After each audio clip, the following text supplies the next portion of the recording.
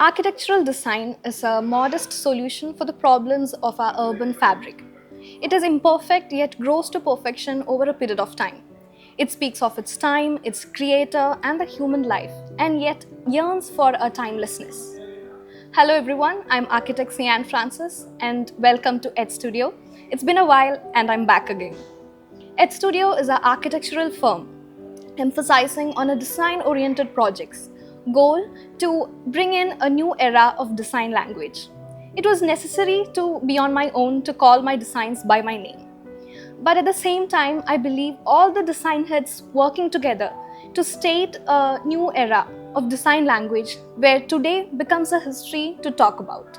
We don't just design buildings, we create a city for tomorrow. Our responsibility to the society weighs equally on the individual and the context. The concept or the idea to begin a architectural project is where we have to consider 4 parameters. The concept of a building can be based on its form or its function or a material or the context itself.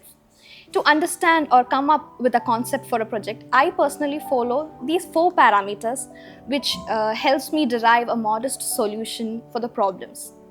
So the 4 parameters being, one is site condition, second is the type of the building or the usage of the building, third is the bylaws or local rules, and fourth being the client's information. The activity that is going to happen in a building, that is basically the usage of the building, is where we identify the in and out flow of the users.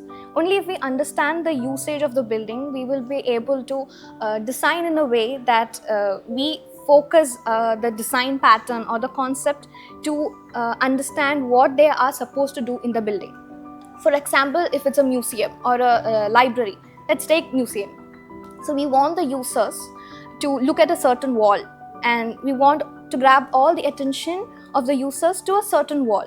So we can use a particular material to follow the purpose. So that is also one kind of way to bring in a concept to a building. The material concept of a building is hugely influenced by the context as well, like the locally available materials, the climate, and other factors as well. Now coming back to bylaws and local rules, this is where we try to understand the constraints or the challenges that we are going to face. So basically, once we put in all the bylaws or the local rules that we have to follow for certain reasons which we have to examine and understand thoroughly, we get an outline on the site plot where we can play around with the structure. So that is also a way of defining the space where we can build and come up with a concept in that certain area. Now moving on to client information. This is a very crucial part because only if we walk in their shoes, we understand what is the best that they need. In some projects, it can be a client come user come an owner.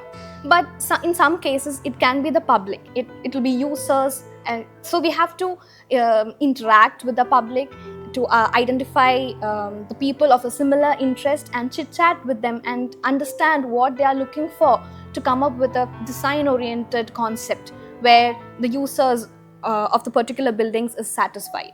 Believe it or not, if you follow these 4 parameters, you will be able to identify the modest solution for your problems. We'll see you again.